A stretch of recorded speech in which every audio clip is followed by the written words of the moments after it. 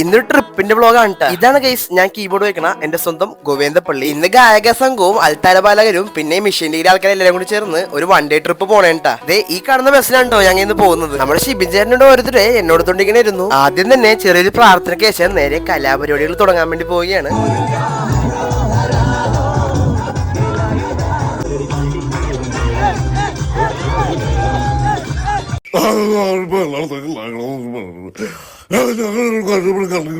ഞങ്ങൾ ട്രിപ്പ് പോകുന്ന സ്ഥലം ഞാൻ നിങ്ങളെ പരിചയപ്പെടുത്തില്ല. കോട്ടയത്തെ മാംഗോ മെഡോസ് അഗ്രികൾച്ചർ തീം പാർക്കിലാണ് വന്നേക്കുന്നത്. ഇതാണ് എൻട്രൻസ്. ഞാൻ അകത്തേക്ക് കയറിയപ്പോഴും സൈഡിൽ നിന്ന് ഷിബിൻ ചേട്ടൻ കണക്കെടുത്തോണ്ടിരിപ്പുണ്ടായിരുന്നു. കയറി ചെല്ലുമ്പോൾ തന്നെ ഈ പാർക്കിനെ പറ്റി ചെറിയൊരു എക്സ്പ്ലനേഷൻ ഉണ്ടായിരുന്നു. ബാഗ് വെക്കുന്ന സെക്ഷനിലേക്ക് വന്നപ്പോൾ ഇവിടെ ഒരു വലിയ പൂളും ഉണ്ടായിരുന്നു, ചെറിയ പിള്ളേർക്ക് പറ്റിയ പൂളും ഉണ്ടായിരുന്നു. അങ്ങനെ ഞാൻ കൊണ്ട് ബാഗ് വെച്ചു. ഇനിയാണ് പാർക്ക് എക്സ്പ്ലോർ ചെയ്യാൻ വേണ്ടി പോകുന്നത്. നടക്കേണ്ടവർക്ക് നടന്നും പോവാ, വേണമെങ്കിൽ ഈ ട്രെയിനിലും കയറി പോവാ. ആദ്യം ഞങ്ങൾ എല്ലാവരും കൂടി വന്നേക്കുന്നത് ഫിഷ് ഫീഡിംഗ് ബ്രിഡ്ജിലേക്കാണ്. നമ്മുടെ ഒരു ഗൈഡും ഉണ്ടാവട്ടോ.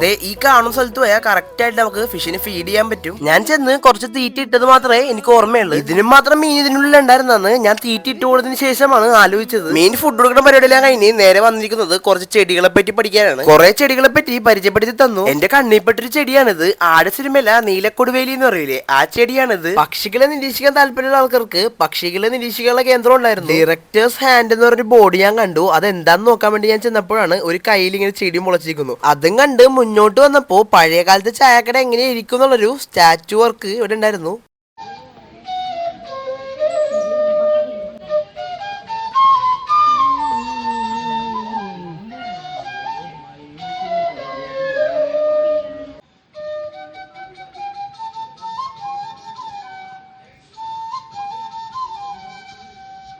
ചേട്ടൻ ഫ്ലൂട്ട് വായിച്ചത് ഇഷ്ടപ്പെട്ടോ ഇല്ലെന്ന് നിങ്ങളൊന്ന് കമന്റ് ചെയ്യുക. കുറച്ചു നേരം ഊഞ്ഞാലാടി വീണ്ടും പോവുകയാണ് ബാക്കി എക്സ്പ്ലോർ ചെയ്യാൻ. ഈ കാണുന്ന ചീരയാണ് പ്രഷറൊക്കെ കൺട്രോൾ ചെയ്യാൻ പറ്റുന്ന പ്രഷർ ചീര. എന്റെ ജീവിതത്തിൽ ആദ്യമായിട്ടാണ് ഞാൻ ഇങ്ങനെ കയറുണ്ടാക്കുന്നത് നേരിൽ കാണുന്നത്.